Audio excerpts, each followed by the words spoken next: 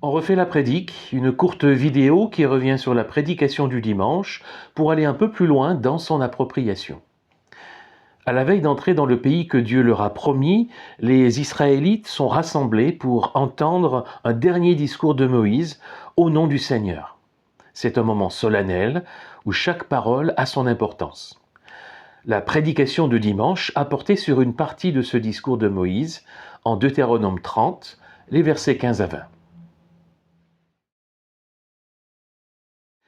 Nous avons retenu 3 verbes de ce discours de Moïse qui nous rejoignent aussi aujourd'hui dans notre cheminement spirituel. Le premier verbe, c'est choisir. L'alternative devant laquelle le Seigneur place les Israélites les met devant un choix à faire, celui de la vie, c'est-à-dire l'attachement au Dieu de la vie. Ce n'est pas un appel unique auquel répondre une fois pour toutes, c'est un appel constant, un choix renouvelé sans cesse, une confiance à entretenir. Le deuxième verbe, c'est aimer. Le seul impératif qui apparaît 2 fois dans le discours de Moïse, c'est « aime le Seigneur ton Dieu ». Tout est d'abord une question d'amour. L'amour de Dieu appelle notre amour, mais il ne le contraint pas.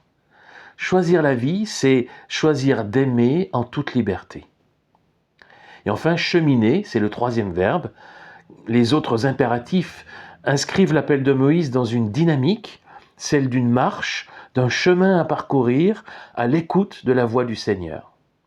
Choisir la vie, c'est choisir de cheminer avec Dieu dès aujourd'hui. L'important, ce sont moins les commandements que le chemin. Voilà donc la vie à laquelle le Seigneur nous appelle, aujourd'hui encore. Choisir la foi toujours, aimer celui qui est amour et cheminer vers une espérance vivante. Dans la prédication, nous nous sommes concentrés sur les exhortations positives, les appels. Mais il y a aussi dans ce discours des avertissements, et il est intéressant de s'y arrêter. On les trouve surtout au verset 17, que je cite dans la version de la Nouvelle Bible Second. « Mais si ton cœur se détourne, si tu n'écoutes pas, et si tu te laisses entraîner à te prosterner devant d'autres dieux et à les servir, » Donc, dans le contexte des Israélites, le danger est celui de se détourner du Seigneur pour se tourner vers d'autres dieux. Plus largement, on pourrait discerner dans la progression de ces 3 avertissements une dynamique, une spirale négative qui tend à nous éloigner de Dieu. Si ton cœur se détourne, là on est au niveau de la volonté, de la motivation. Ça peut se traduire par une lassitude, une perte d'envie dans notre relation à Dieu. Si tu n'écoutes pas, là, la deuxième étape se rapporte au fait d'écouter, c'est-à-dire de suivre les commandements de Dieu. Ne pas écouter, c'est ne pas les suivre.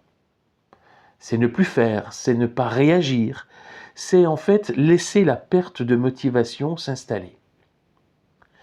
Si tu te laisses entraîner à te prosterner, ça c'est la 3e étape, le passage à l'acte en quelque sorte, qui est finalement la conséquence de tout ce qui a précédé. La formule dit bien de se laisser entraîner à se prosterner. C'est bien que la motivation, l'envie, l'attachement n'est plus là.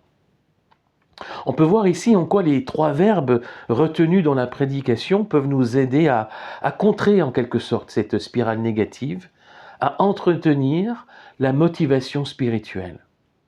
Choisir, aimer, cheminer. 3 verbes qui entretiennent notre attachement à Dieu. Car finalement, c'est bien à cultiver cet attachement que le discours de Moïse nous invite. Et c'est bien un défi de la vie chrétienne.